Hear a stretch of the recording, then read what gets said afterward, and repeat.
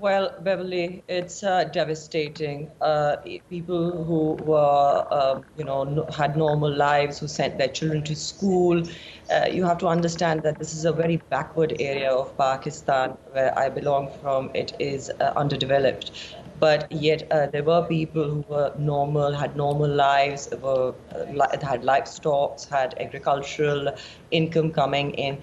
They're on the roads now, and they're under the sky. There are shortages of tents, there are shortages of rations. I've known these people for ages, and they're coming in for food supplies, and they're in lines for rations. It's devastating and heartbreaking the way the floods have affected the normal life of the Pakistani people. Yeah.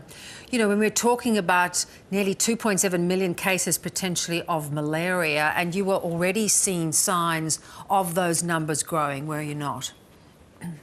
Yes, we conducted medical relief camps in coordination with Pakistan Army and Pakistan Air Force, and I had recorded numbers of highest cases in Jalmaksi was 77%, and we were running short of medications, and we have supplied them through our local pharmaceuticals, but they're not enough. It's not enough. Every day the numbers are growing. This is especially in the northeastern part of Balochistan, adjoining to Sindh, which is in the south, where the situation is very devastating. The water is still stagnant there, and waterborne diseases are rampantly increasing. I mean, the numbers are growing.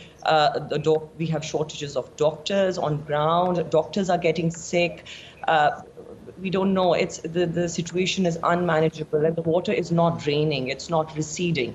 It has receded a little bit, but due to the winters setting in, the water is not evaporating at the same level as it would in the summers. So hence the situation, I fear that as the winter season is coming in, it's going to get worse. Yeah, so it's really not going to be alleviated in any way naturally.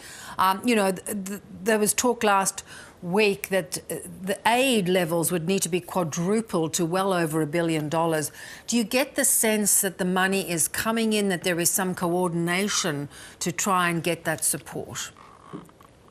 So the losses that Pakistan has had, according to the World Bank, is 40 billion. And although the UN Secretary General was here and he increased the appeal for aid, he quadrupled it, as you said, but it's not enough. I mean, we have just received 1 million. It's not even a drop in the ocean, to be honest with you, considering the magnitude of the calamity that we are faced with. And on ground, we are struggling every day.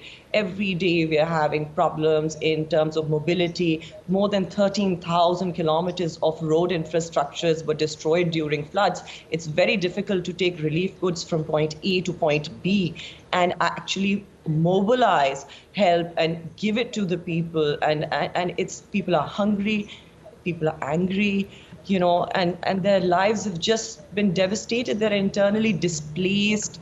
And I don't know when we can enter. In the south part, we haven't even entered the phase of rehabilitation. We are trying to as much as we can, but for the short term, we require more tents for these people because they're just on the roads. Yeah, there's nowhere for them to go. There's also a lot of political instability in the country at the moment. Is that impeding a sort of properly coordinated approach? Obviously, I mean, when the issue of flood and poverty and hunger and diseases, it's supposed to take the front, the highlight in media. The political ambitions and political struggles take the space that is given to the plight of the people. It's unfortunate for Pakistan that people should be focusing on the plight of the people in the south rather than squabbling over politics right now. This is not a time to do that. Our foreign minister has repeatedly said that we are appealing for climate justice. It is not a question of charity. We are appealing for climate justice to the international community.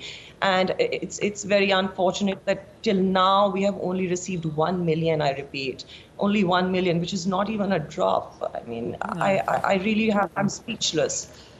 Not surprisingly, because as you say, it just goes no way at all to addressing the issues. Appreciate your time as always, and thank you for the work that you're doing. Thank you so much.